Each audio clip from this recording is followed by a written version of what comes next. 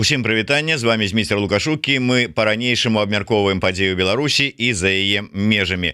Як звычайна, з намі ў гэты дзень і ў гэты час кіраўнік Варшаўскага цэнтра палітычнага аналізу і прагнозу, доктар палітычных навук, сябра вольнай Беларусі Павел Усаў. Добрый дзень, спадар Павел. Вітаю, шановне спадарство.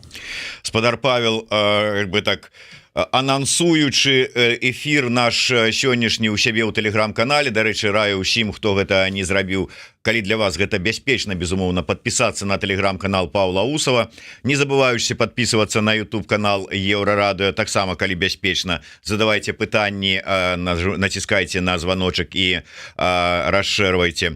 Але у сваім тэлеграм-канале вы, па-першае, написали, там наш СММшчык даў такі пытанні да Прокоп'ева, на што Усаў напісаў: у мяне асабіста пытанняў няма. Ну, конечно, паразмаўляць можна, чаго ж не паразмаўляць. Мы про гэта паразмаўляем, але давайте пачнем, ведаеце з чаго. Вы ў сваім тэлеграм-канале вось буквально учора ці заўчора выклалі такую невялічкую, назовем гэта, артыкул, заметку, замалёўку, роздумы вашы пра нацыянальны інтарэс. Што вы маеце на ўвазе і чаму менавіта цяпер вы вырашылі вось гэтую тэму ўзняць? Бо, як аказалася, шмат якія палітыкі, якія нарадзіліся як палітыкі ў Беларусі пасля 20-го году, увогуле не разумеюць, што такое нацыянальны інтарэс, жыццёвы нацыянальны інтарэс. Ну і агульна атрымоўваецца, што нават і грамадства, і тыя, хто імкнуцца да таго, каб кіраваць краіны, не могуць акрэсліць, артыкуляваць прыярытэты нацыянальныя, што і з'яўляецца нацыянальным інтарэсам, бо кожная дзяржава, каб існаваць, функцыянаваць, каб быць незалежнай, як і грамадства, мусі ясна разумець свае дзяржаўныя грамадскія прыярытэты, што і з'яўляецца асновай нацыянальных інтарэсаў. Вы зрабілі даволі фундаментальную працу, напісалі, сабралі вось зборнік выказванняў, што такое нацыянальная ідэя.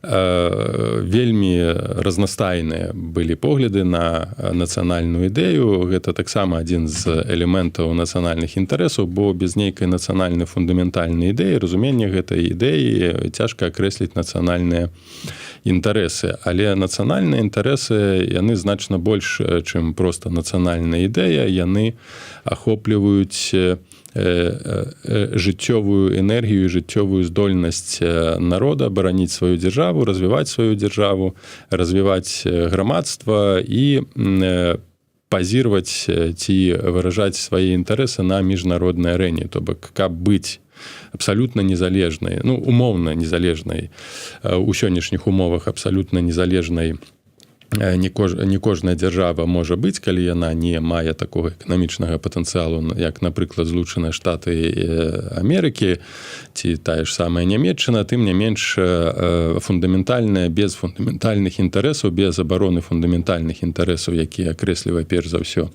нацыянальная дзяржава, такая дзяржава не можа быць незалежнай. І якраз такі разуменне нацыянальных інтарэсаў гэта стварае аснову незалежнай дзяржавы. Калі гэтыя інтарэсы нейкім чынам прывязаны да іншай дзяржавы і ці вогуле нават не могуць быць адарваныя ад іншай дзяржавы, як у выпадку Беларусі і Расіі, і ўвесь час гаворка вядзецца пра тое, што без Расіі мы нікуды, то, канешне, пабудаваць незалежную дзяржаву, самастойную дзяржаву, якая будзе акрэсліваць свае ўласныя прыярытэты як унутранай палітыкі, так і знешняй, будзе проста немагчыма. Але самае галоўнае, каб гэтыя нацыянальныя інтарэсы, нацыянальнае бачанне, яно фарміравалася ў галавах нацыянальнай эліты. Бо калі няма разуменне канцэптуальнага у палітыкаў ці ў людзей, якія называюць сябе палітыкамі, таго, што і чым ёсць нацыянальны інтарэс, безумоўна, потым іх адкрэсліць будзе немагчыма. Прыйдзе, скажем, Лукашенко 2.0 і скажа, што вось нацыянальны інтарэс или ці інтарэс Беларусі гэта існаваць ці суіснаваць з Расіяй, нікуды больш не рухацца. І, ну, мы застанемся ў той сітуацыі, у якой мы сёння, Беларусь сёння і знаходзіцца, то бок пад уплывамі Расіі, пад уплывамі іх нацыянальных інтарэсаў, бо нацыянальны інтарэс Расіі які быў заўсёды, гэта кантроль уплывы на перыферыю сваю каланіяльную, якая існавала, якую яны лічаць сваёй. Это Беларусь, Украіна, Грузія, там іншыя краіны, Балтыя, Фінляндыя, гэта сфера іх нацыянальных інтарэсаў. Толькі калі мы пачынаем казаць пра свае нацыянальныя інтарэсы, ключовы нацыянальны інтарэс гэта максімальнае дыстансаванне ад Расіі, эканамічнае, палітычнае, стратэгічнае, геапалітычнае, то нас, беларусаў ці украінцаў, ці літоўцаў абвінавачваюць у нацыяналізме, ледзь не ультраправым нацыяналізме, калі мы акрэсліваем, разумееце, тое, што нам павінна быць выгадна, як для Беларусі, не для Расіі, каб гэта было выгадна ці комфортна, а для нас, для беларусаў, каб гэта было і для дзяржавы выгадна і комфортна функцыянаваць асобна ад расійскіх іх імперскіх інтарэсаў, нават не нацыянальных, а імперскіх інтарэсаў. Бо, напрыклад, я разважаючы над гэтай праблемай вырашыў нават напісаць нешта накшталт такой брашуркі адносна таго, чым ёсць нацыянальны інтарэс і чым ёсць беларускі нацыянальны інтарэс. Вось уявіце, у чым нацыянальны інтарэс буратаў, ці якутаў, ці чачэнцаў, каб ваяваць ва ўкраіне. Нема ў іх такіх ввогуле і разуменні, і прыярытэту, яны нават і не ведаюць, чаму яны там ваююць. І гэта выключна паказчык таго, што гэтыя народы зімперыялізаваны, яны з'яўляюцца проста рэсурсам людскім для імперыі. Нацыянальны іх інтарэс, бураты ці Якуці, гэта сфарміраваць нармальную сваю заможную гаспадарку. Якуція з'яўляецца адной з самых багатых, калі мы кажам пра нетры, самым багатым рэгіёнам у Расіі, гэта амаль уся Еўропа. Але яна з'яўляецца самай беднай у сэнсе па эканамічнаму становішчу, сацыяльнаму становішчу, адной з самых дэградуючых рэгіёнаў ўсё забірае Масква. І нават гэта адзін з самых буйных датацыённых рэгіёнаў. Калі яна магла быць адной з самых, я яшчэ раз падкрэслю, па геаграфічным кшталце, гэта фактычна уся Еўропа, так, можа быць, і па багаццях. Вось да чаго даводзяць нацыянальныя рэгіёны якраз такі імперскія інтарэсы, бо імперскія інтарэсы выключна скіраваны на то, каб пашыраць свае ўплывы, а не развіваць рэгіёны, нават не развіваць уласна свае тэрыторыі. Таму для беларусаў, калі мы кажам пра геапалітычны інтарэс, канешне, гэта максімальнае дыстансаванне ад Расіі, на чым могуць будавацца нацыянальныя інтарэсы, канешне, нацыянальнай эканоміцы, на нацыянальнай адукацыі, навуцы тут трэба развіваць, каб дзяржава магла бараніць свае інтарэсы. Вось гэтыя фундаментальныя рэчы, як нацыянальныя навуковыя ці сацыяльна-эканамічныя прыярытэты, яны, канешне, павінны узмацняцца і развівацца. Пры наяўнасці залежнасці ад Расіі мы ніколі гэтага не зробім. Канешне, ёсць шмат праблемаў, звязаных з тым, што людзі выязджаюць туды, дзе лепей, і гэта робяць моцныя дзяржавы, яны зацікаўлены ў тым, іх нацыянальныя інтарэсы, якраз такі такіх, як США ці Расіі, выцягваць найбольш разумных людзей з іншых рэгіёнаў. На гэтым яны будуюць сваю моц, навуковую моц, адукацыйную моц, тэхналогіі і гэтак далей. Мы пра гэтыя рэчы павінны казаць, артыкуляваць, і гэтым павінна займацца якраз такі нацыянальная палітычная эліта, якая, на жаль, акрамя той часткі нацыянальнай эліты, якая сфарміравалася ў Беларусі ў 90-х гадах, больш гэтым ніхто не займаўся ніколі. Чаму? Вот глядзіце, я адмыслова, я не сачыў, просто праглядзеў стужку. Учора адкрылася Стокгольмская канферэнцыя па Беларусі. Ціхановская, і яе словы: Беларусь доўга была ў цені імперыі, амаль страціла незалежнасць і нацыянальную ідэнтычнасць, але нават у самыя змрочныя часы людзі знаходзяць сілы змагацца, заявіла Ціхановская. І пра тое, Беларусь гордая еўрапейская нацыя з унікальнай культурай і гісторыяй. Що ж такі разуменне ёсць, можа там безумоўна нельга сказаць, што чалавек прыйшоў там яна там яшчэ там шэраг іншых у 20-й год ужо нацыянальна свядомым сфармаваным і гэтак далей. Ну але час змяняецца, разуменне змяняецца. Пра каго мы тады гаворым сёння? Магчыма, змяняецца, наколькі яно унутры змяняецца, наколькі ёсць безумоўна такое больш шырокае фундаментальнае разуменне таго, чым ёсць нацыянальны інтарэс, а не проста завучаныя словы. Я гэтага не ведаю. Можна казаць все, што заўгодна, ці насамрэч чалавек так думае. Вось у гэтым пытанні 2 гады з паловай таму людзі, якія атачалі Ціхановскую, ды яна сама казала, што мы без Расіі нікуды. І потым раптоўна змяняецца. А зменіцца сітуацыя, кан'юнктура, што гэтыя людзі будуць знову казаць? Што ну давайце сябраваць з Расіяй, без Расіі мы нікуды. Пытанне наколькі глыбока змянілася свядомасць, наколькі гэтыя людзі, палітыкі ў стане не казаць агульныя словы. Так, незалежнасць, жылі ў ценю імперыі, гэта ясна, што гэта разуменне агульнае. А што за гэтым крыецца? Як з гэтага ценю выйсці? Што для гэтага трэба зрабіць? Якія прыярытэтныя накірункі эканомікі, сацыяльнага аспекту грамадства развіваць? Адкуль браць рэсурсы? Як ввогуле адарвацца ад Расіі? Вось гэтыя рашэнні павінны распрацоўваны быць, гэтая стратэгія павінна быць распрацавана ўжо зараз. Што мы, умоўна, адбылася пераварот у Беларусі, быў зрынуты Лукашенко, якія першыя крокі, каб дыстанцавацца ад Расіі, увесці мяжу, так? Вось у чым бачанне, як выйсці? Я лічу так, трэба ўвесці мяжу, трэба ўзмацніць прысутнасць вайсковую на мяжы з Расіяй. Таксама трэба тады думаць пра тое, дзе шукаць альтэрнатыўныя рынкі збыту, хаця гандляваць можна і з зачыненымі межамі, і гэтак далей. То бок гэта пытанне не толькі ідэалагічнае, не толькі рытарычнае нацыянальны інтарэс. Гэта грунтоўная рэч, на якой будуецца і фарміруецца дзяржава, і на якой будуецца і фарміруецца народ. І, канешне, пасля таго, як нацыянальныя эліты, калі яны сфарміруюцца, кансалідуюцца, будуць ясна агучваць, чым ёсць нацыянальны інтарэс Беларусі, так, як незалежнай дзяржавы. І калі яны пачнуць праводзіць палітыку інфармавання, бо грамадства таксама павінна разумець, на чым палягае нацыянальны інтарэс, каб яно разумела, чаму для Беларусі Расія вораг, бо нават вайна сённяшняя, якая вядзецца Расіяй ва ўкраіне, не да канца змяняе ментальнасць і свядомасць часткі беларусаў, якія глядзяць на Расію як на брата. А гэта ўжо адукацыйная палітыка, адмысловая інфармацыйная палітыка, якая павінна рэалізоўвацца зараз. І гістарычная палітыка.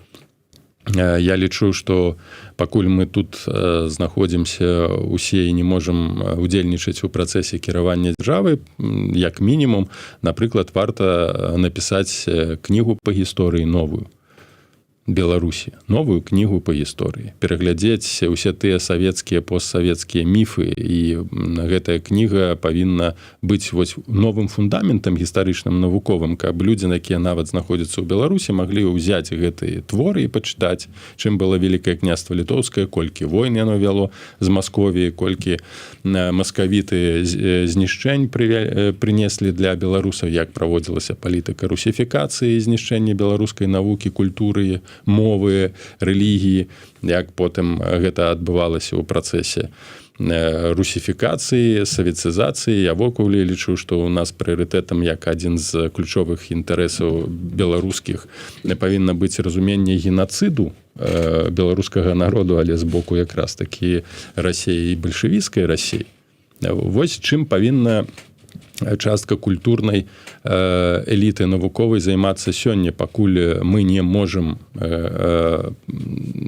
функцыянаваць у межах нашай незалежнай дзяржавы. То бок канцэптуальна будаваць гэтую незалежнасць зараз і пашыраць гэтую незалежнасць. Канешне, зараз свядомасць беларусаў, магчыма, нават большай часткі, яно адчынена на такія ідэі, і гэтым трэба карыстацца. пакуль мы не можам фізычна знесці Лукашенко, мы павінны псіхалагічна, ідэалагічна падрыхтоўваць пляцоўку і падрыхтоўваць прастору для будучых перамен. Гэта таксама на сённяшні момант наш нацыянальны інтарэс, які стане потым дзяржаўным нацыянальным інтарэсам.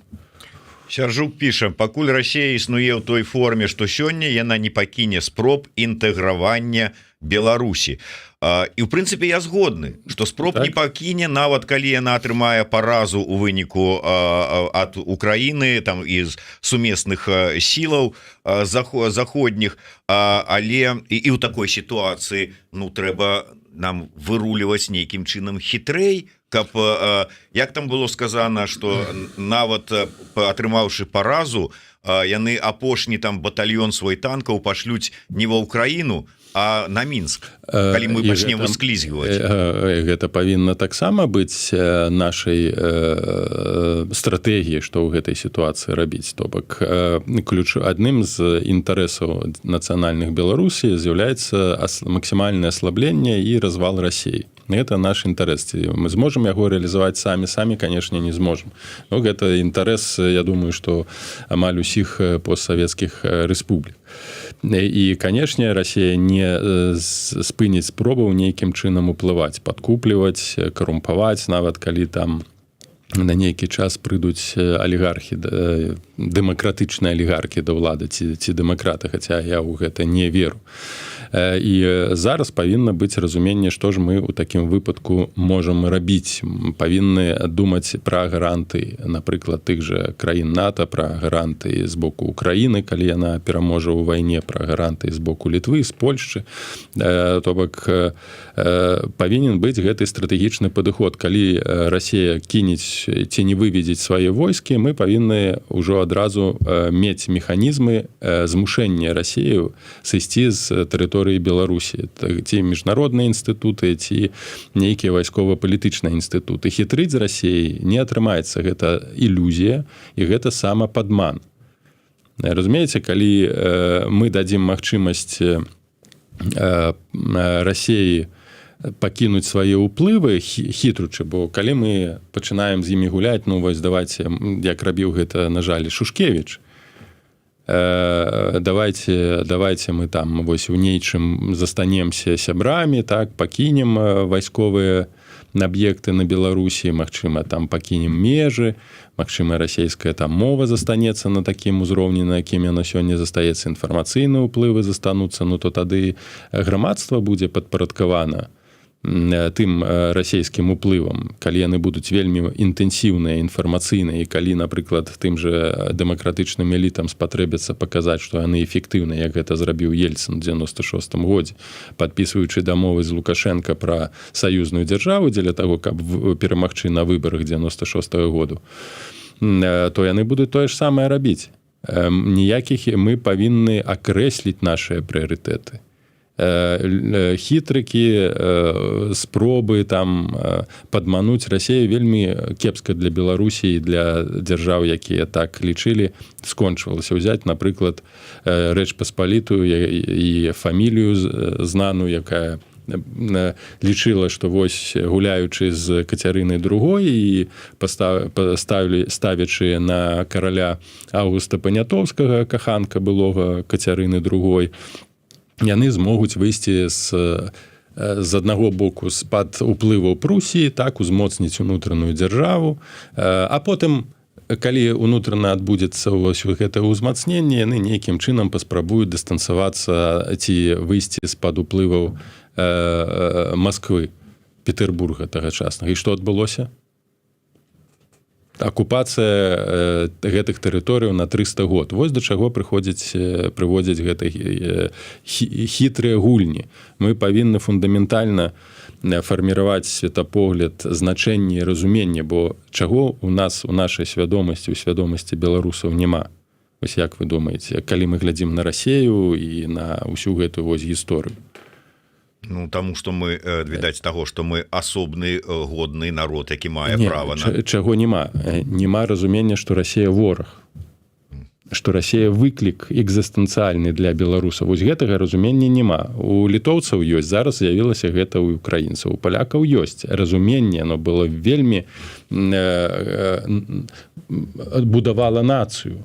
Вось, ну, на жаль, тыя традыцыйныя 19 там канцэпты 19 стагоддзя, 20 стагоддзя, вораг, сябра, яны застаюцца элементамі будавання народу і яго кансалідацыі. Яны заўсёды былі, яны застаюцца. Можа быть, это просто такое, ну, спрацоўвае беларускае самазахаванне. Калі прызнаць, што гэта вораг, гэта значыцца, з гэтым ворагам трэба змагацца. Так. А калі трэба змагацца, гэта небяспека, што заб'юць, знішчаць. Так, і таму мы ціхонечка... Але тады і так забіваюць, і так знішчаюць, і больш таго выкарыстоўваюць беларусаў як рэсурс для забіцця і знішчэння іншых народаў. У гэтым праблема. Калі ёсць, вось калі аднавіць гэтыя стэрэатыпы, памятаеце, там, у Вялікім княстве літоўскім, у Рэчы Паспалітай такія прымаўкі было. Бацька, маскаль, чорт лезе ў хату. Абы не маскаль, бацька адказвае. Так? Вось гэтыя стэрэатыпы і погляд на Расію Расія змяняла. Яна фарміравала новыя стэрэатыпы, калі фарміравала якія, што расейцы нашыя браты. Вось беларусы малодшыя браты, што мы вызвалялі Беларусь ад католікаў і палякаў там у 18 стагоддзі. Мы там ад злых капіталістаў і буржуяў Беларусі вызвалялі, ад польскай інтэлігенцыі, да якой далічалі якраз вось беларускую інтэлігенцыю. Ну і потым заўсёды кепскі захад быў, заўсёды кепскія амерыканцы, якія там нешта намагаюцца у беларусаў забраць. Вось што амерыканцы кепскія могуць забраць, з гэтым сутыкаўся ў размовах. Што яны хацяць амерыканцы працу забраць, грошы забраць. А калі пытаешся, ну што канкрэтна амерыканцы у цябе хочуць забраць, адказаць не могуць. Але гэта ўжо такія укладаныя ў галаву стэрэатыпы з савецкіх часоў, там згнілы захад. У беларускай ментальнасці, участкі стаўленне да захаду эмацыйнае пад уплывам Расіі больш негатыўнае, чым стаўленне да Расіі. Вось калі ў нас сфарміруецца яснае бачанне вобразу Расіі як ворага, камуністаў як ворага, як той сілы, якая знішчала беларускую ідэнтычнасць, беларускую нацыю, русіфікавала, стварыла з беларусаў савецкі народ, і гэта вынік таго ж, чаму прыйшоў Лукашенко да ўлады. І гэта ёсць адзін з самых важных нацыянальных інтарэсаў. Вось фарміраванне яснасці, што Расія для нас гэта геапалітычны экзістэнцыяльны выклік. Шмат для каго гэта можа быць шокам.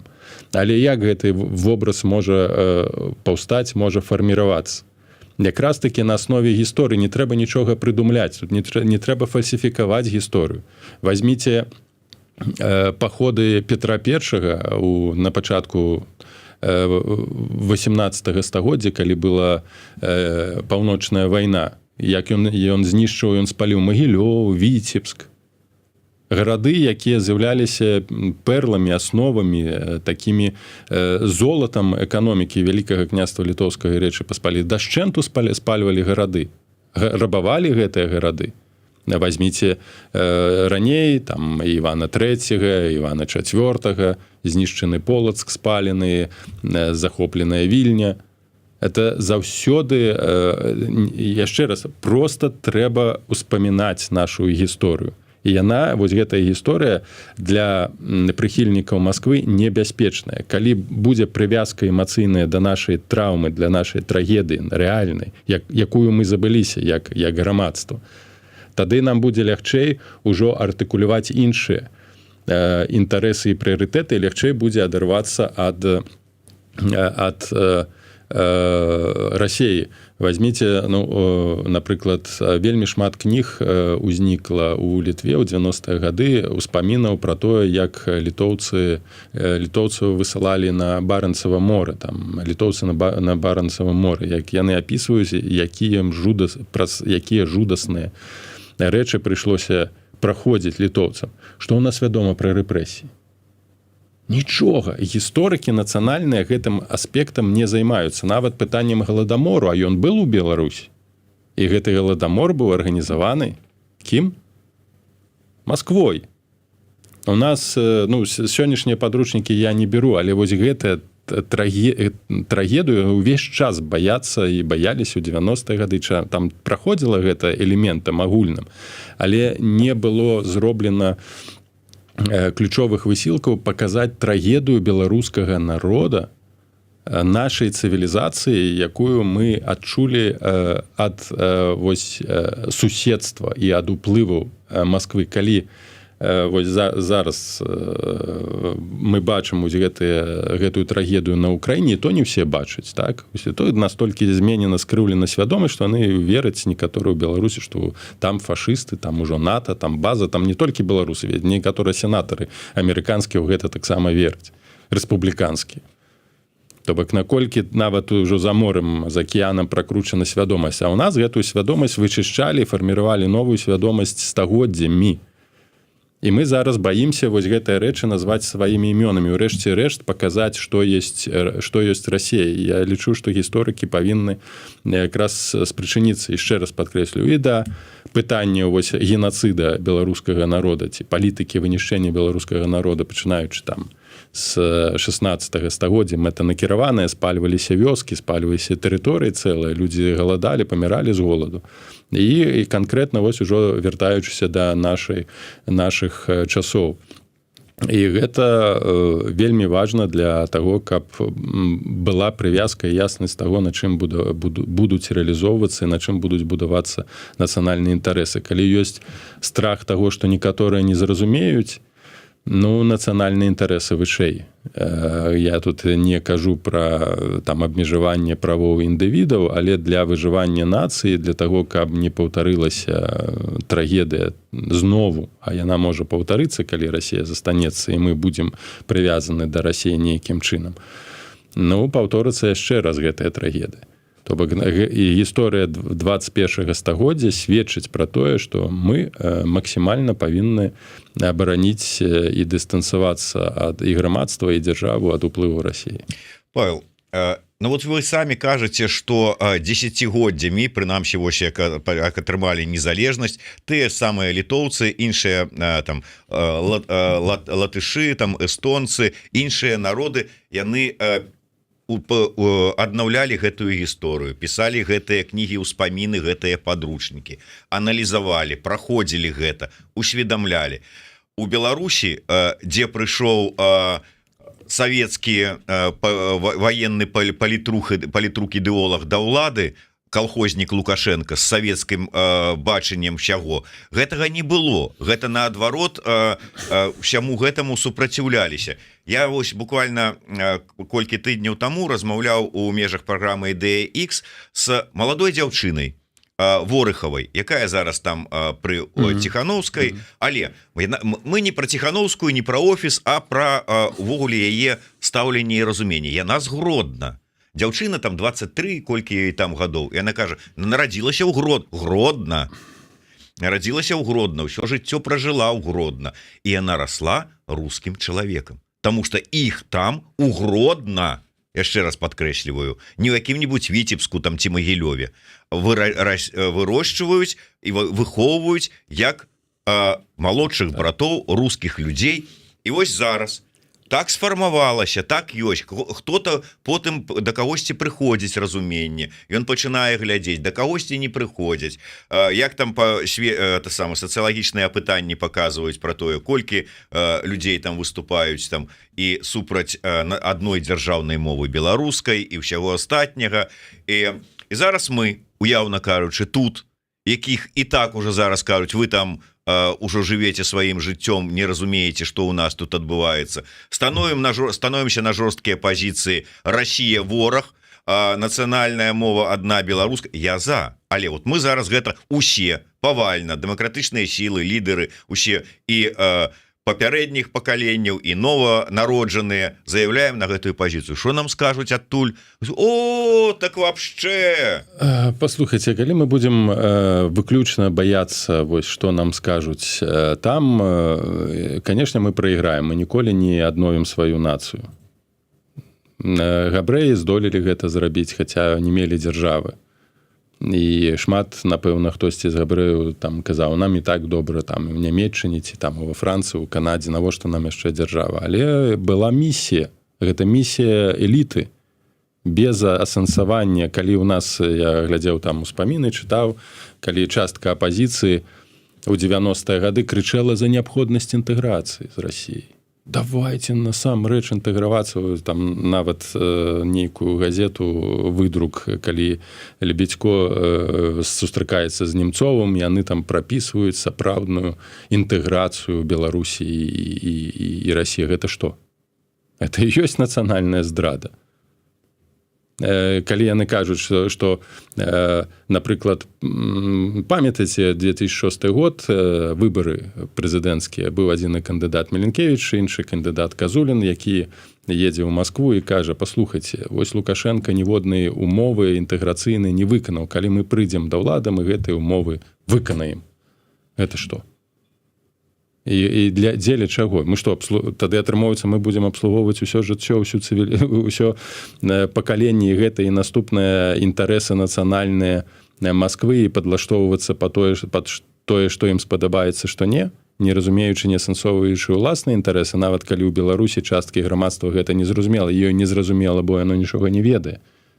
Ні пра гісторыю, калі людзі абуджаныя ў 20-м годзе ніколі не ведалі, не чулі, хто такі Пазняк.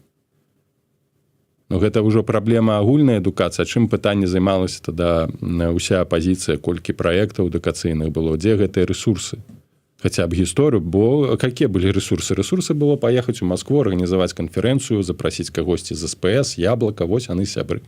Хаця гэта імперцы. Не будаваць нацыянальнае, не будаваць прыярытэты нацыянальныя, разумеючы гэтая пагроза. Мы разумеем гэтае ўсе, хто ацэньвае сітуацыю ў Беларусі, мы разумеем, што гэта пагрозы, што гэта вынік каланіялізму расейскага. Але трэба ж з гэтым штосьці рабіць, а не падлаштоўвацца пад гэта. Калі мы скажем, ну там 50% ці 70% у 15-м годзе падтрымлівала 72% беларусаў анексію Крыма.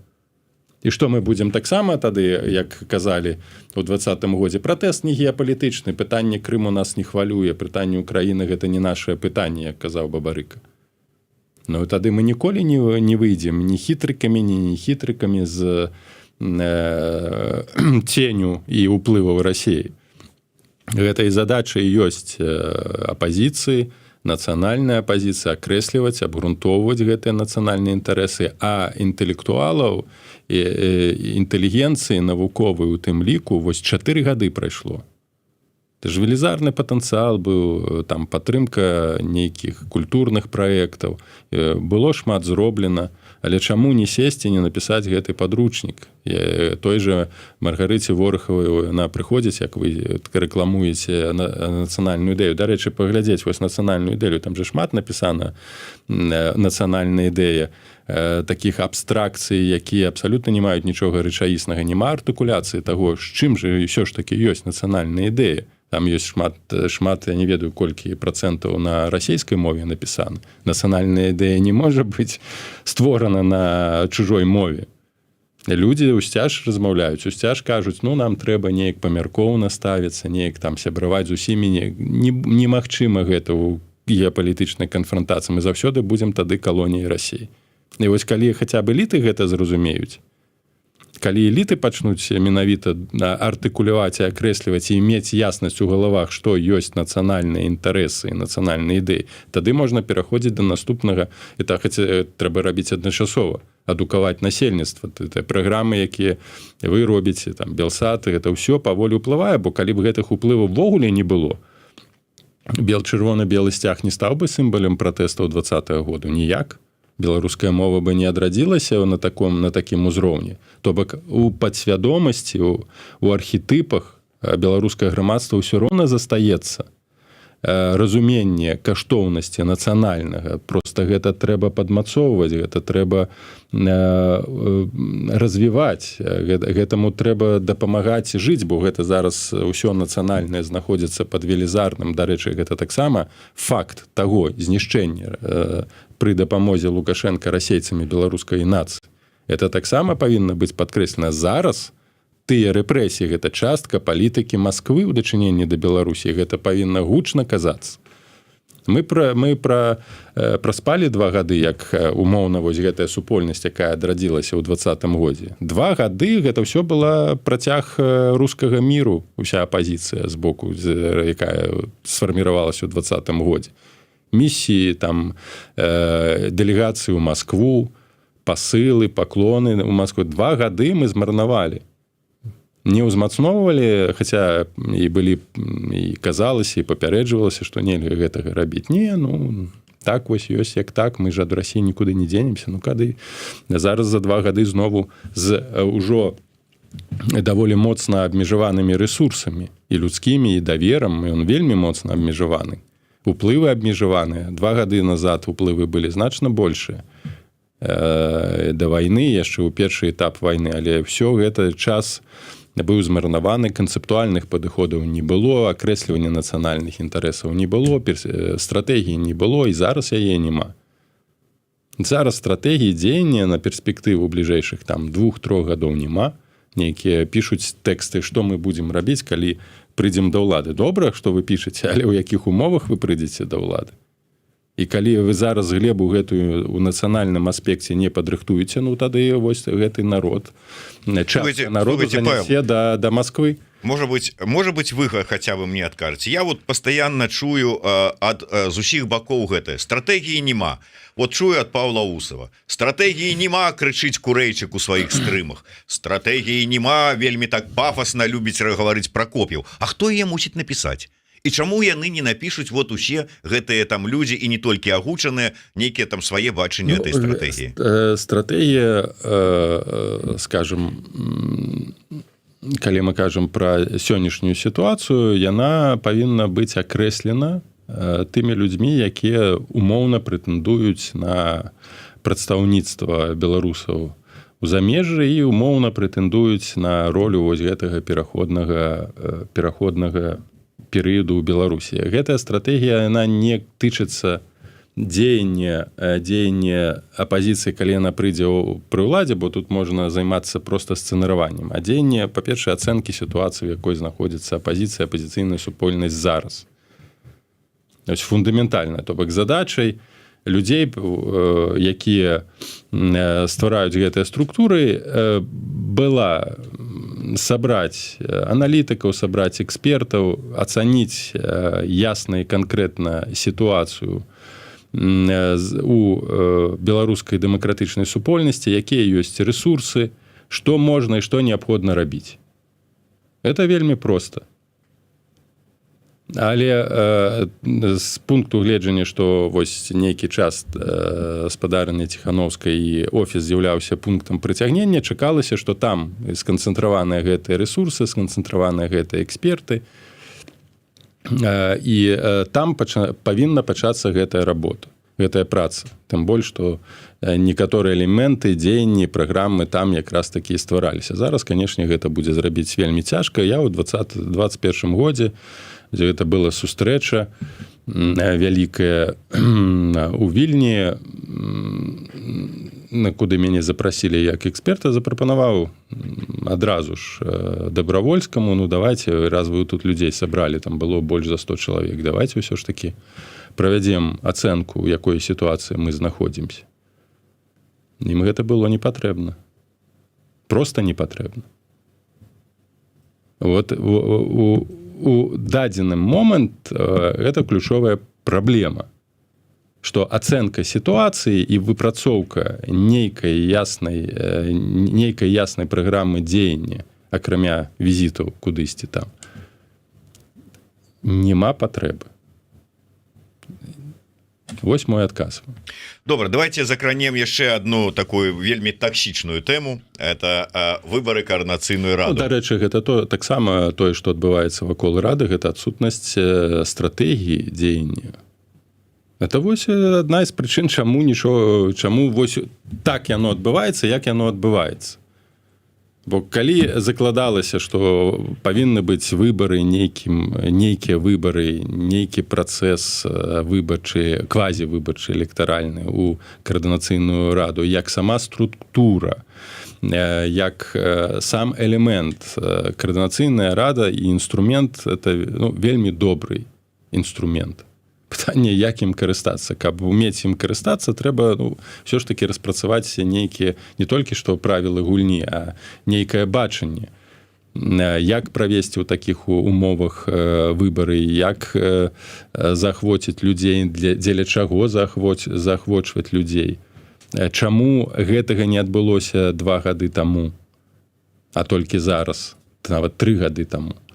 Што спрычынілася да разбурэння каардынацыйнай рады. Вось гэтага асэнсавання, ацэнкі няма. Ніхто не задае пытання, а што ж сталася з каардынацыйнай рады? Яна ж была ў 21 годзе, ў 20-м, 21-м. Чаму ў 21-м, 22-м годзе не можна было правесці, калі яшчэ быў такі моцны патэнцыял, моцная падтрымка для дзеянняў апазіцыі, не можна было правесці нармальную рэформу гэтага органа, выпрацаваць нейкія механізмы. Чаму так сталася? І зараз тыя ж самыя людзі вось арганізоўваюць выбары. Як бы выбары. І будзе тое ж самае, што было з каардынацыйнай рады пасля 20-го года. Гэта адсутнасць стратэгіі, адсутнасць стратэгічнага бачання. І калі ўсё гэта робіцца ў апошні момант, і атрымоўваецца так, як у апошні момант. І гэта яшчэ больш дэвальвуе давер да апазіцыі. І яшчэ раз падкрэслю, я быў гатовы там і ў 21-м годзе, 22-м паўдзельнічаць у працэсе рэформу, прапанаваць нейкія стратэгічныя крокі, але не было патрэбы. Там сфарміравалася свая кулуарная група, тады было дзяленне. У 20-м годзе, калі памятаеце, офіс Ціханаўскай, это асобная група, НАО Павел Латушка асобная група, а каардынацыйная рада знаходзілася, скажем, у сферы прыярытэтаў і дзейнасці групы Бабарыка. І вось паміж гэтымі групамі ўвесь час была канкурэнцыя. Увесь час хтосьці хацеў перахапіць ініцыятыву, савалі туды сваіх людзей, высоўвалі людзей, канфлікты, канфрантацыі. Ніхто не выйдзе сёння і не скажа, чаму ўсё ж такі так атрымалася і хто ў гэтым вінаваты. Бо няма такой унутранай адказнасці і праблемы. Інтрыгі, подкупы, верагодна, унутраная карупцыя, абсалютна фармальны і безадказны падыход спрычынілася да разбурэння вельмі важнага інстытуту, я лічу, ва ўмовах эміграцыі, які мог бы так, безумоўна, стаць прадстаўнічым органам. Дарэчы, як вы лічыце тое, што Ціханаўская ніякім чынам не выказалася там у падтрымку, не тое, што там, скажем, нейкае там спіса ці яшчэ што-нибудь, а ввогуле не заклікала галасаваць, да чаго, дарэчы, яе падштурхоўвалі пэўныя спісы, той же самы Латушка, там іншыя падпісанты. Гэта з таго ж самага, вот што вы кажаце, ім гэта не патрэбна, ці што? Тут больш такі прагматычны падыход. Офіс упэўнены ў тым, што выбары будуць фікцыі, калі вельмі шмат людзей прымець у гэтым удзел, хутчэй за ўсё не так шмат будзе, то тады гэты орган не будзе нічога варты. Ён не будзе ў стане прэтэндаваць на статус нацыянальнага прадстаўніцтва, напрыклад, гэта ж еўрапейцы будуць бачыць, якія тут выбары. За вас 10 тысяч чалавек прагаласавала з 10 мільённага насельніцтва, нават няхай там 6 мільёнаў 400 тысяч выбаршчыкаў, але яшчэ і мільёны міграцыі, так, агульнай дыаспары, там 1,5 мільёна, то якія, што вы? Вы можаце як вось у праймеріс гуляцца тут паміж сабой. Ёсць інстытут, але якую ён будзе мець уплыў і аўтарытэт? Ніякі. Гэта якраз цалкам падарве давер да і пазіцыі і ўплывы каардынацыйнай рады. І укладацца разумеючы, што гэта палітычнае банкротства і будзе выглядаць як палітычны авантурызм. Дарэчы, шмат хто з тых людзей можа якія будуць браць удзел у выбарах, квазівыбарах у каардынацыйную раду, можа развітацца з палітычнай кар'ерай, бо яны не ацанілі моцы і патрэбы гэтага інстытуту, ну і фактычна не маюць падтрымкі з боку насельніцтва. Тут Ціхановская застаецца адзіным уплывовым палітыкам, за якой ёсць аўтарытэт падтрымкі з 2020 году, і яна захавае манаполію на нацыянальнае, ну, на прадстаўніцтва беларусаў на міжнароднай супольнасці, тым больш, што ўсе кажуць, тыя, хто ідуць у каардынацыйную раду, што мы будзем намагацца ўплываць на палітыку офіса, бо якая мэта каардынацыйнай рады, існавання? Гэта фарміраваць, ўсё ж такі ўплываць на фарміраванне кабінету, які знаходзіцца умоўна пад кантролем офіса. Па ўсіх прынцыпах квазідэмакратычных, безумоўна, гэта каардынацыйная рада павінна ўсё ж такі зацверджваць, павінна фарміраваць, уплываць, патрабаваць справаздачу ад АПК. Яны гэтага зрабіць не могуць, і ўрад ці зробяць. Ну, па-першае, там усе падпісалі, амаль усе падпісалі гэтую паперку пра неразгалошанне і кажуць, ну, мы не можам вам тут сказаць пра справаздачнасць, у нас мы падпісалі дамову пра неразгалошанне. Ну, ад вас дэмакратычны орган патрабуе нейкай справаздачы, яны не могуць пра гэта сказаць. Ну, і тым больш не могуць фарміраваць, не могуць уплываць на ключовыя рашэнні, хаця амбіцыёзна заяўляецца, што яны гэта рабіць будуць. Але механізма, як гэта рабіць, няма. І, канешне, калі б за каардынацыйную раду прагаласавала там 100 000, хаця б 100 000, я ўжо не кажу пра большую частку, то, канешне, гэта быў бы аўтарытэт. Ад яго б так лёгка адштурхнуцца нельга было б сказаць, а хто вы такія, вас ніхто не падтрымлівае. Гэта было б ужо паказчык, так? Павінна было б і офіс лічыцца, і кабінет з каардынацыйнай рады, і, магчыма б, уплывы былі б на тыя рашэнні, на празрыстасць дзеяння і офіса, і кабінета. А так, канешне ж, гэтага не будзе. І навошта падтрымліваць, як гэта рабіў Лукашенко? Навошта Лукашенко было падтрымліваць парламент 95-го году? Каб ён яго абмяжоўваў? Не. Ён быў зацікаўлены, вы дакладна памятаеце, 95-й год, выбары ў Верховную Раду. Адміністрацыя прэзідэнта Лукашенка рабілі ўсё, каб гэтыя выбары не адбыліся. Там БНФ нават туды і не ўвайшоў. Было зроблена ўсё, каб абсалютна умацаваць пасіўнасць насельніцтва і дыскрэдытаваць парламент у вачах насельніцтва. Гэта і было зроблена, застаўся толькі Лукашенко. Той же самы механізм зараз задзейснены. Няма ніякай патрэбы падтрымоўваць канкурэнцыйны для сябе інстытут, асабліва калі большасць атрымаюць, ну, непрыхільнікі офіса. Напрыклад, Павел Латушка, калі ён атрымае большасць і будзе там... Ну, вот Павел Латушка, судзячы па ўсім, большасць і атрымае. Але калі прагаласуе сапраўды... Ён уплываць не зможа ні на што. Але мяне больш цікавіць вот слова, якое вы прагучала. Ці не гэты удзел у такім мерапрыемстве, скажем так, якое не стане масавым і не прынясе ніякіх, як вы кажаце, бонусаў, то ён вядзе да палітычнага банкрутства? Вот не пролічыў Латушка такіх наступстваў? Ну, мог не пролічыць, бо шмат чаго тыя, хто прыйшлі у апазіцыйнае серадовішча, не пралічылі. Ну, для Павла Латушкі гэта таксама спроба заявіць і паказаць сваю умоўную незалежнасць, сваю статуснасць. Ён якраз можа ад гэтага выйграць нават проста пры самім удзеле, паказаць сябе як такога моцнага самастойнага палітыка. Але гэта знову толькі выключна для часткі апазіцыйных структур і для часткі, магчыма, тых, хто яшчэ нечым цікавіцца ў Беларусі. Але безумоўна, для часткі, хаця бы таму, што ўжо ёсць пэўныя абмежаванні. Тыя беларусы за мяжой, якія не маюць зараз там пашпарта, таму што ён скончыў скончыўся, яны аформілі там, умоўна кажучы, альбо трэвел дакумент, альбо уцякаства, галасаваць не могуць. Беларусы старой дыаспары, якія даўно страцілі паспорт, не могуць. Гэта было прылічыць. Это ж было ж ясна яшчэ год назад, што такія будуць цяжкасці. Навошта было гуляцца, яшчэ раз вяртаюся да пытання, навошта было гуляцца ў гэтыя онлайн-выбары, навошта было ўвогуле ў працэс гэты выбарчы гуляцца.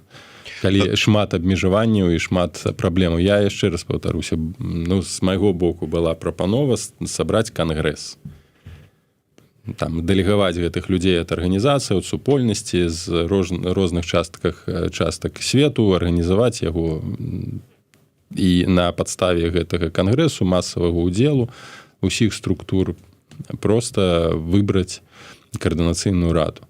Бо зараз будзе шмат прэтэнзіяў, што гэтыя выбары ніяк не могуць быць легітымнымі, яны ніяк не могуць быць легітымнымі. Не выбары нават. Ніяк яны не могуць прэтэндаваць на нейкую легітымнасць. Азараў уратуе сітуацыю. Он жа ж праз план перамога пайшлі абвесткі беларусам у Беларусі, каб яны галасавалі, далучаліся да галасавання. Хорошо, паглядзім, як это будзе. Тады это яшчэ будзе яшчэ раз падкрэсліць авантурнасць і плана перамогі і ўсіх іншых гэтых структур. У сітуацыі, калі мы знаходзімся ва ўмовах вайны, ва ўмовах ізаляцыі, чым прасцей, тым лепей. І калі ёсць яснасць, калі ёсць там адказнасць, вось ёсць дэлегат там ад той ці іншай групы, так ўсё роўна прадставіць беларусаў тут, якія ў Беларусі мы не зможам, але б хаця б захаваць аўтарытэтнасць, не паказваць, не рабіць з гэтага нейкае шоу і тэатр. Знову дзеля таго, каб гэта вось все прадумаць, выбраць адпаведную праграму, неабходна стратэгія, неабходна бачанне. Чым была праблема сабраць стратэгічную групу год назад і падумаць над гэтымі пытаннямі. Знову якая там сабралася некалькі чалавек кулуарна, штосьці абмеркавалі, вось падабалася ідэя. На пачатку ввогуле 3 галасы з гэтымі квотамі. Гэта ж абсурд. У сённяшніх умовах гэта проста абсурд. Тут нават няма пра што там узважваць, ці гэта дэмакратычна, ці ніяк гэтыя выбары не могуць быць дэмакратычнымі, ніяк. Па той простай прычыне, што большасць насельніцтва ў гэтым працэсе браць удзел не зможа. Всё. Это будуць умоўна у межах апазіцыі, умоўна дэмакратычныя ў межах апазіцыі, не ў межах грамадства і народа, а ў межах апазіцыі умоўна дэмакратычныя выбары. Павел, мы мусім прызнаць, што у прынцыпе зараз мы ў такой сітуацыі, калі мы будуем гэтыя пэўныя структуры, ці не будуем структуры, а ўвогуле будуем нейкае беларускае жыццё, калі мы не плануем ўвогуле как бы распыліцца па ўсім свеце просто і забыцца, што мы Беларусі. Але вось тут за межамі Беларусі і ні падтрымкі, такой у якасці там галасавання, удзела, там ці яшчэ што-небудзь, ні ўплыву мы не маем на ўнутры беларускую. Я разумею, адкажыце мне на простае пытанне, чаму гэта не было зроблена ў 22-м годзе, калі распачалася вайна? Чаму гэта не было зроблена ў 21-м годзе? Калі былі ресурсы. Можна, конечно, зараз рваць валасы, чаго там было некалі тады, але сёння жывем. Вот сёння што можна зрабіць? Разумееце, з такімі падыходамі, з такім разуменнем сітуацыі, вы нічога не зробіце.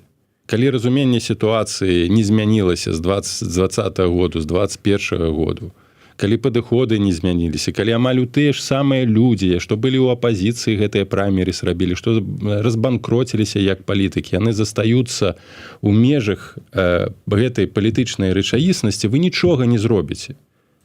Бо гэтыя людзі, якія не зрабілі, не змаглі эфектыўна працаваць у 2020-2021 годзе, не змаглі эфектыўна кіраваць працэсам, не змаглі эфектыўна кіраваць каардынацыйнай радай, нешта там стварыць сур'ёзнае. Там правесці гэтыя дыскусіі, там же было 4000 чалавек у гэтай першай, быў ключовы там склад і 4000 тых, хто туды запісаўся.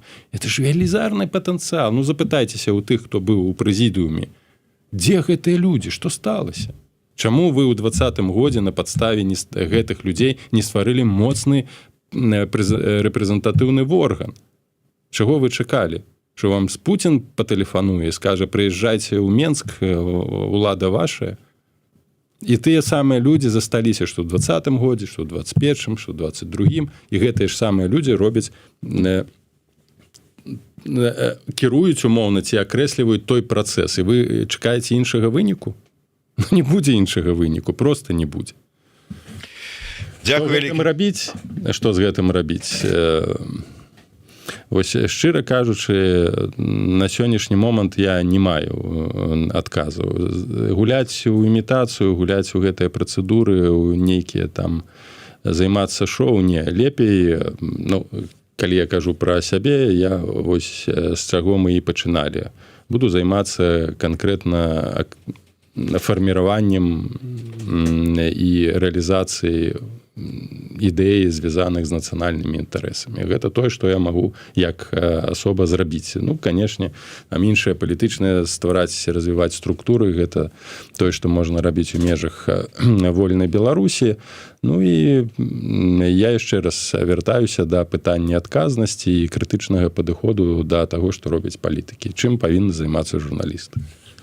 Дзякую вялікі.